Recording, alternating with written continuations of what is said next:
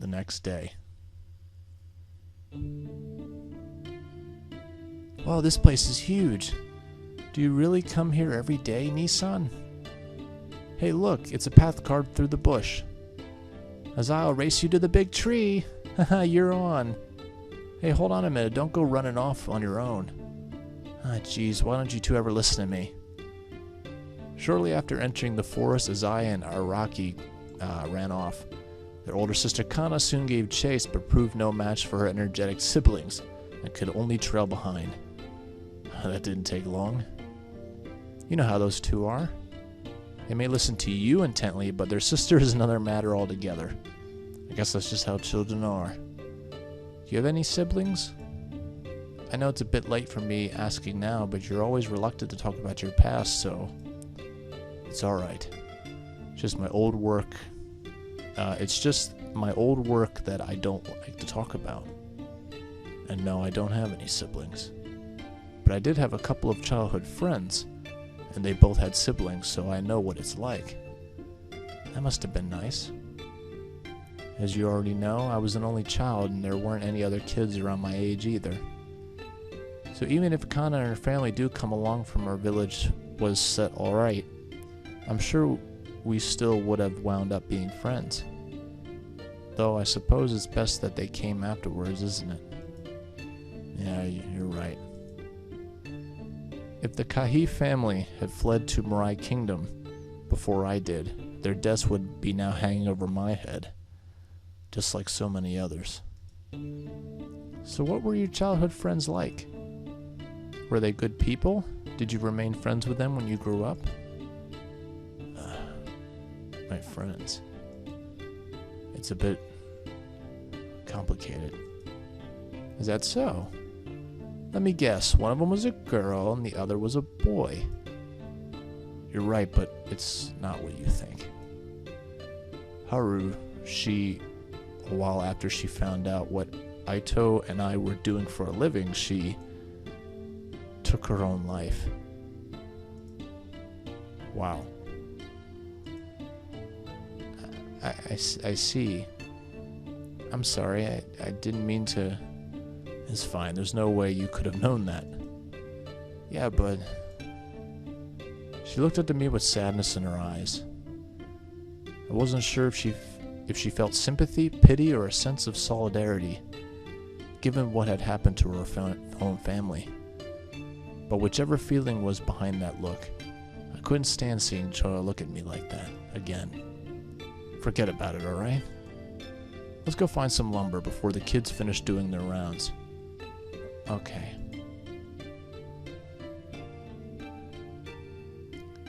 Choya and I walked through the forest in relative silence. In the distance we could hear rummaging, in addition to the occasional gleeful shout or cry of annoyance. Na na na na. You're gonna never... Oh, na na na na. Okay. Nii-chan, whatever. Oops, almost need to work on your leg strength. Hold still, you brats. Can you ever listen to your sister? I'm trying to teach you something important. Whatever, we're working men now. We'll leave the food gathering to women. Right, we fixed the house, so you go get the food. That's how society works. Wow. Fine, run through poison ivy for all I care. That shit sucks, though. Good luck getting out of this forest on your own.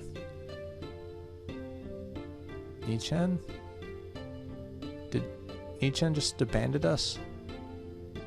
I tried to stifle my laughter as Choya and I listened on to the conversation being held between the siblings. Those three sure don't get along well. Or they do get along well. You can say that again. They're like that every day, yet they always make up in the end. Indeed, it's just like how we used to be. I try to help you or ask a question, then you just brush me off. Well, excuse me for not trusting a complete stranger. Besides, you are far from perfect yourself. I told you time and time again not to follow me, and whenever you did, you wound up getting lost in the forest. Hey, I was just looking out for you. If you say so. At any rate, you seem to have learned your lesson, given you asked me to be your guide.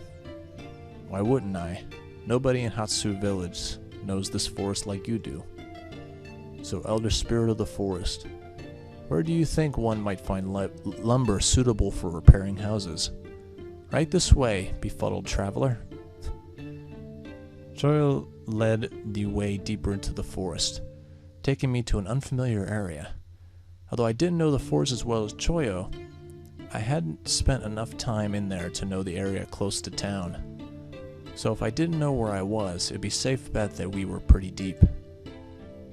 I should make an axe one of these days. Going this far into the forest just to search for fallen trees isn't practical, nor is carrying backwood over such a distance. The village is in decent shape now, and I have Azaya and Araki to help me, so I should have time to fashion a few more tools. With ample wood lying around from the toils of the former villagers, not to mention the remains of several houses, securing lumber was never a high priority. My earlier days in Hatsu were spent utilizing the resources my predecessors had left behind, and using makeshift tools to place anything more useful, like a hammer or an axe. But the growing village, ongoing repairs, and the occasional newcomer relying on existing resources was no longer an option. Alright, this ought to do it. What do you think? Did I come through or what? Choyo stopped in front of a fallen tree which had been pierced by a large rocket as it landed. It would still require brute strength to tear off anything worthwhile, and I'd need an axe to take away most of it. But it was quite a find nonetheless. You sure did, as I expected from my wonderful daughter. You're never going to give this whole father-daughter thing a rest, are you? Like I told you from the beginning, we're far too close in age to be parent and child. Nobody in the village believes it anyway. Why do you even bother saying it? She stared at me with a serious expression on her face, as though tired of the farce. I know it's not believable. That isn't the point. Choyo, what do you suppose the other villagers would think if we weren't parent and child? Exactly what they think of us now, right? Are you sure about that?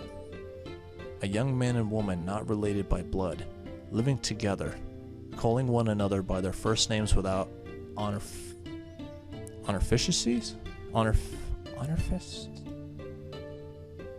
Do I really need to spell it out for you? I still don't get it. You don't use honorifice. I can't pronounce that for some reason. I've never seen that word though. You don't need to use that with anyone, do you? So what if we live together and aren't related by blood? That doesn't mean... Wait a minute, you don't mean... Her face went bright red. Only 1 year away from being of age, Choyo could easily pass as a young bride, especially if her husband was a renowned samurai. But after being on her own for so long, the spending every day simply trying to survive, such frivolous thoughts never even entered Choyo's mind. Really? You must be joking. Who would marry a worthless samurai like you? Wow. Come on now, there's no need to get defensive. Who's being defensive? I'm just setting the facts straight. Calm down. I have no intention of getting married again. But you was married before? Wow. Anyway, I hope that answers your question. I guess. Though it doesn't explain why we're father and daughter and not siblings. Figured it out. She's got me there. To be honest, when I first saw Choyo in that storeroom, all I could think of her was as a little girl. A child who needs protecting. Far too young and weak to be my sister. But I was wrong. And now it's too late to change our story. That's because we look so different, you know? When people point out our dissimilar appearances, I can say you take after your mother. Is that right? Well, I guess it doesn't matter. It's too late to change our story now anyway. Whew. Now let's get moving. You get the boys to help you with the lumber, and I'll go look for Kana-chan. Whatever you say. We'll be fine.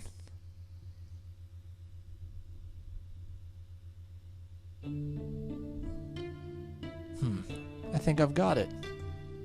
Careful with that. You don't want to lose a finger.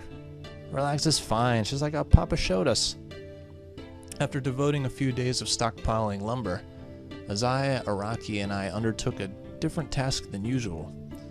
The village no longer required any urgent repairs, and we had gathered enough lumber to accommodate one more family, should they appear.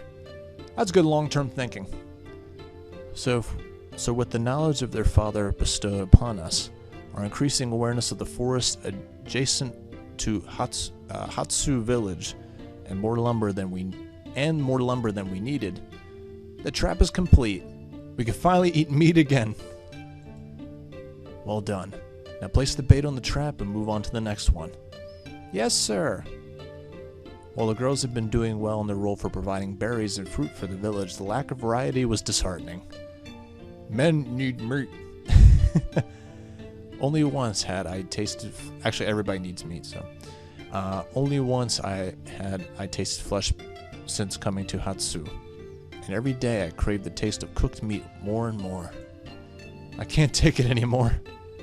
So with a wannabe weaponsmith daringly biding his time, and his two sons both eager to eat meat again, I brought the three of us together to our new venture. Using string and sharpened wood spikes, we fashioned basic traps triggered by pressure. By placing a few berries and leaves in the center of a trap, we would lure unsuspecting rabbits onto the string, and at which point a wooden spike would be pulled towards and stab the rabbit from above. Kuj, I think I made mine a little too big. That's an understatement. The trap is far too big for catching rabbits. You might as well set it up anyway. Who knows, you might even catch a bear. A boar would have been a more, reasonable answer, but he said a bear. Are there really bears? Of course not. There's nothing that dangerous around here. Oh, I didn't expect you to be here. Done already? Not yet. I just thought I'd see how you boys are doing. From the look of it, three of you have a lot of work to do. How harsh. We only just started, you know. We'd be further along if Araki followed Papa's instructions. Hey, it ain't my fault. He can't explain anything properly. His explanation was fine. Your brain just needs fixing. Now come here. Like usual, they started brawling without hesitation. Though typically playful, the two often fought, and all it took was one slight comment from either brother before the fists began flying. Maybe I should teach those two how to wield a sword. No, that'd be bad. Are you kidding? At their age? No. It might do them some good to learn discipline and how to vent their frustration productively. That didn't take much. Boys are really violent thugs, aren't they? If you want someone to agree with you, Choyo, you should really be saying that to Kana. Besides, there's no harm in a little roughhousing. Even when they're this close to the traps they made? Okay, no, that's bad. Boys, stop it. He's like, oh, she has a point. At least they listened to him. They slowly walked back over, paying little attention to the two traps they had just set. Sorry. Yeah, we're sorry. Look, if you two want to play around, that's fine, but do it away from the traps you just set. Oh yeah, you're right. Whoa. I'm going back to gather food. You three have fun. Without another word, Choyo walked past us, deeper into the forest. Something tells me that I'll be hearing more about that during lunch. Oh well. Choyo's message was conveyed, and that's what matters. Are you two back to work? And make sure to keep the track of every trap you set. Choyo, your sister, and I all need to know exactly what to look out for. Got it? Understood. Yes, sir. Everything seems to be going pretty good.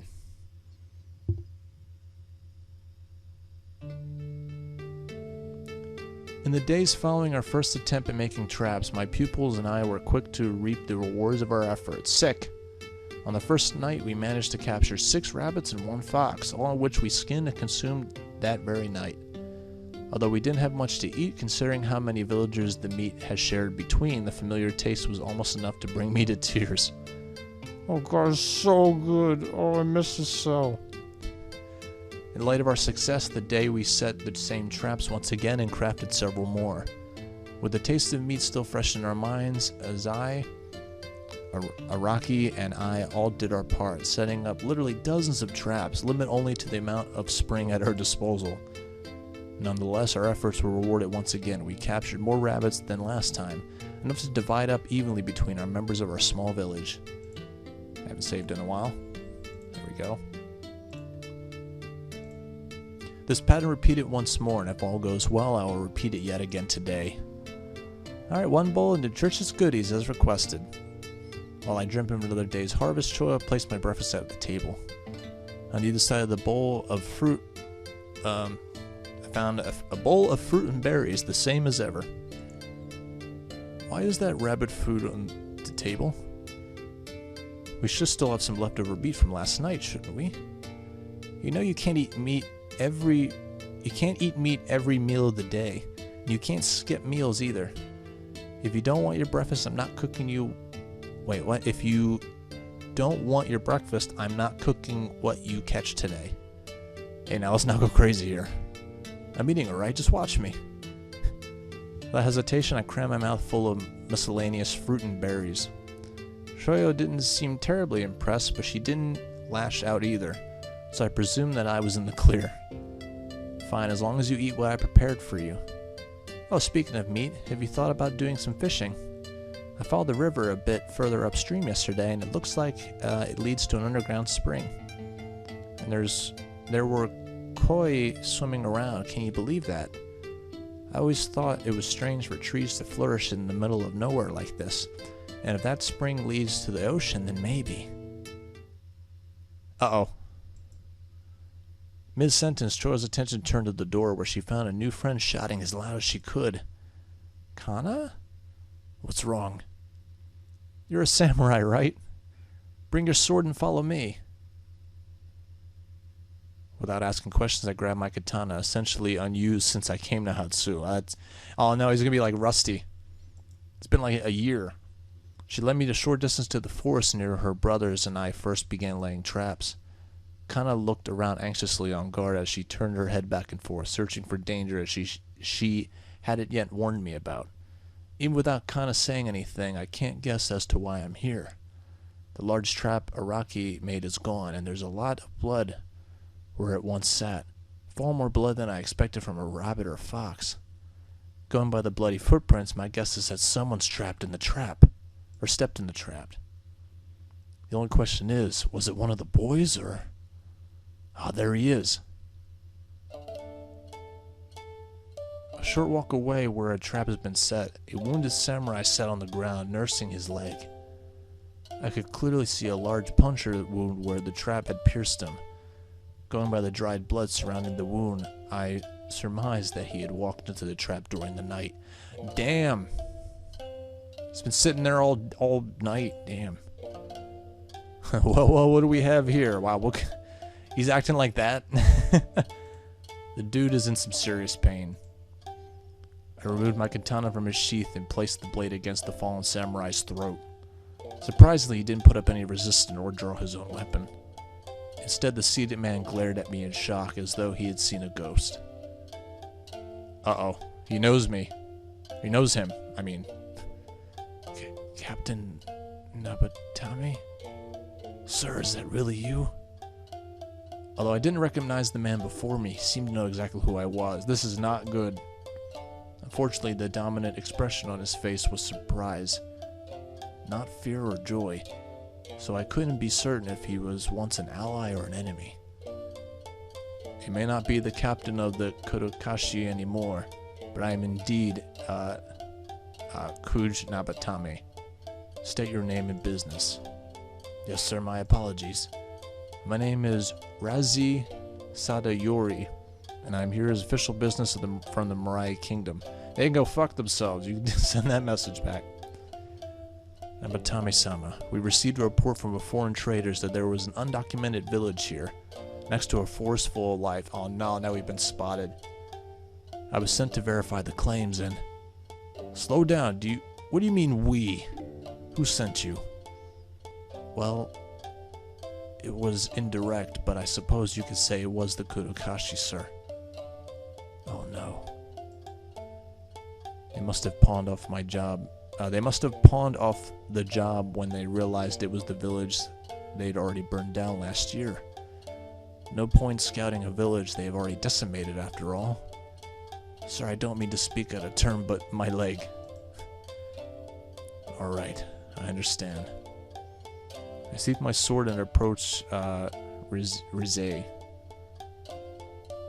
I will help you, but you have to do something for me too. Yes, sir, of course, it would be an honor. I'm glad you feel that way. First, you're going to hand me your katana and your other weapon that I can't pronounce. I can't have you wandering around here while you're carrying weapons. Second, you're going to report to the Kouichirou that you found a burned down, uninhabited village next to the forest.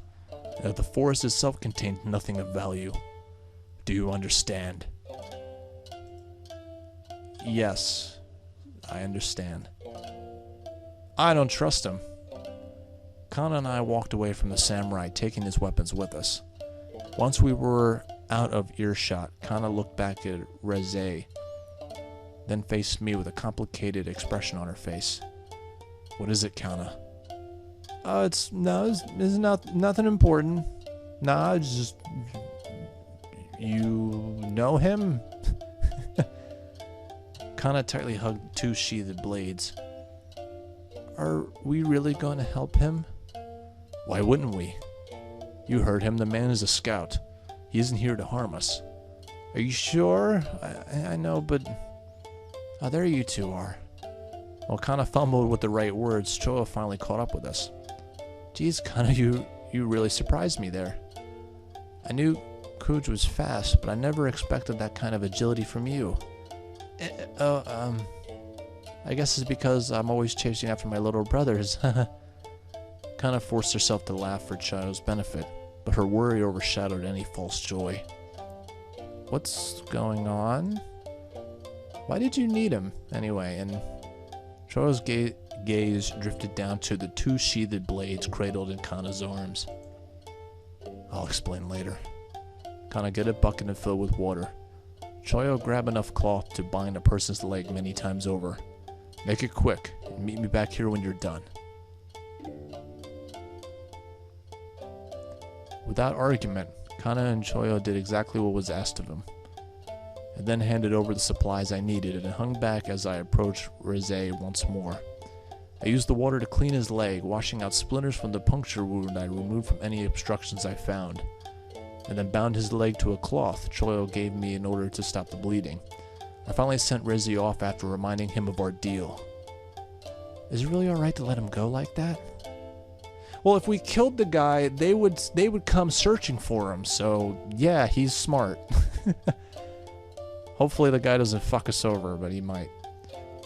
Kana-chan told me about your deal, and even so, how do we know he will honor it? Well, don't samurais honor everything? With Rizé no longer in sight, Kana picked up the bucket and remaining cloth and headed back to the village. Choyo, however, was not convinced at what she had heard and seen, and showed no sign of returning just yet. The simple answer is, I don't. Rizé might tell the Kouichirou the truth the second he returns, sparking a manhunt akin to my escape from last year. If you know that, then why would you let him go? You're supposed to be this village's leader. How could you knowingly endanger everyone like that? I like his face there. Like that, this is tough. Choyo shouted at me angrily, obviously not approving of my actions. And I couldn't blame her. To Choyo, a young girl cut off from greater society, my actions may have indeed seemed like those of a traitor. Even so, my actions were not without reason. Choyo, what do you think would happen if I killed him? What do I think? If I had killed that scout, what difference do you think it would have made? Isn't it obvious the samurai wouldn't be able to report that he found you in our village? We'd be safe. No, No, if a scout goes missing, they're simply not forgotten. If they sent Kana to the forest and she never came back, where would the first place would you look for? In the forest. Exactly. It isn't to say that you're wrong. Rizé may indeed tell the Kouichirou where I am, but this way there's still a chance he might honor our deal. That's far better than guaranteed destruction at the hands of his con. Yeah, so we have a 50-50 chance. Okay, maybe a 46. Okay, maybe a 10 in 90 chance. I see, but there's still a chance. So even if the odds aren't in our favor, at least this way there's still a glimmer of hope. Correct. But there's more to it than that. I know it may not seem like much, considering what's going on in the line. But even so, life is precious. After preserving life is something you should never feel bad about. 1 week later.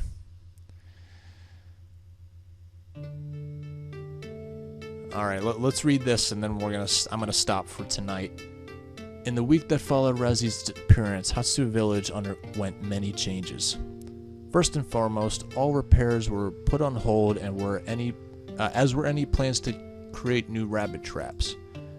Yeah, because we gotta get ready in case some people start showing up. All new traps were closer in size to Araki's trap, and the one that nailed Rezi. And we branched out into other traps not suitable for hunting small animals. We experimented with pitfalls using string as tripwire near beds of rock, and even trimmed back some of the bushes and trees to make several areas of the forest look almost identical. After that, I began coordinating evacuation exercises in which Kana would lead the other villagers to an underground spring. So we're preparing for an invasion, which is pretty smart of him. The children would help the elderly to escape quickly, and we soon marked out an appropriate route to the spring. While the villagers were fleeing, Choyo and I would climb up to the lumber stockpile, onto the roof of the house near the edge of town.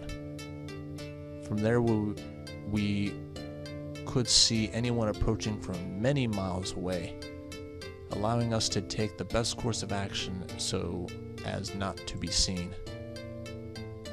Although we kept watch every day, I had already informed Choyo and others how long it would take before we need to keep our eyes peeled. By horse, we were only a day or two away from Mirai. By foot, a direct route would easily take 1 week at bare minimum. So given that Rezi had left on foot, it could cause she would travel by horse. We still have another few days before the worst case scenario would play out. Even if Rezi immediately informed the Kouichirou and they mobilized the very instant, we could still afford to skip watchman duty for the time being. Still nothing. Alright, this is where we're going to stop here. So hopefully everything will work out. But still, this is a really interesting story. I hope you guys are enjoying. You know, I like doing readings videos, but I think visual novels appeal to me a little bit better. But I still like to do those little readings videos, little short stories, but these are really cool, so. And again, the art is fantastic, so. Gonna see what happens in the next episode. Thank you for watching.